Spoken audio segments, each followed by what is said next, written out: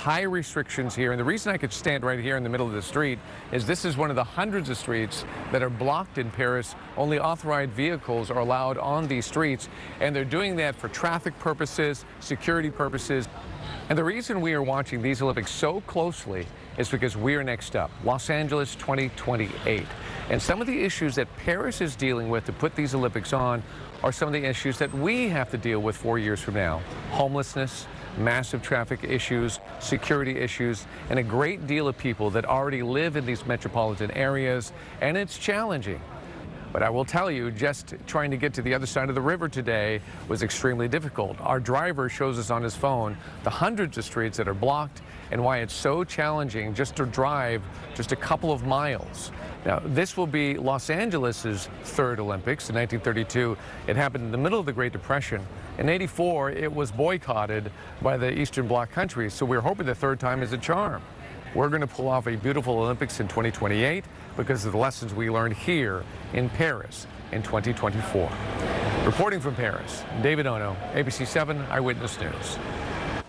First Lady Dr. Jill Biden is wishing the U.S. Olympic athletes well ahead of the Paris Games. Earlier today, she held an event to celebrate Team USA. She and Mayor Karen Bass met with members of the U.S. women's rugby team and women's track and field team. Not only were some of the athletes there, but so were their families.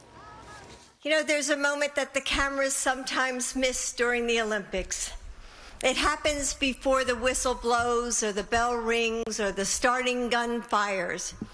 When an athlete looks just for a moment to the stands, eyes searching for someone. And that's all of you. After the opening ceremony tomorrow, the First Lady will speak at a brunch to commemorate the opening of the Games and celebrate the 2028 Olympics being held in Los Angeles. It's going to be here before you know it. Well, following last year's massive effort to rescue a horse, today LA County Fire was gifted a sling device to help with future large animal rescues. The Malibu Foundation made the donation during a ceremony in Calabasas. Fire stations 70, 71, and 99 helped rescue this horse in January of last year. Thanks to their heroism and their makeshift rescue equipment, they were able to save that horse. The animal has since been rehabilitated and is doing fine. The owner worked with the Malibu Foundation to get that donated sling. It's a miracle she survived.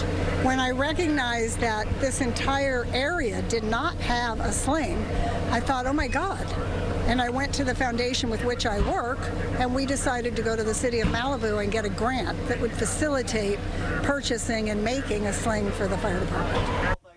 Fire captain says the 13 fire stations in the Santa Monica Mountain area will train with that new sling and be ready for the next large animal rescue.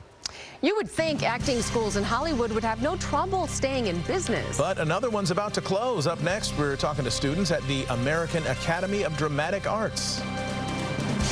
The popularity of regional Mexican music is growing internationally, and one of the most listened to bands was formed in San Bernardino. These murals across the country and SoCal are promoting their new album dropping today. I'm Annabelle Munoz, and coming up, we sit down with Fuerza Regida. Another hot day in Southern California, but a major shift in the weather pattern. The forecast is next. The National Women in Agriculture held a national conference in Compton to discuss minority agriculture and food insecurities. I'm Amanda Palacios in Compton, and we'll have that story coming up on Eyewitness News.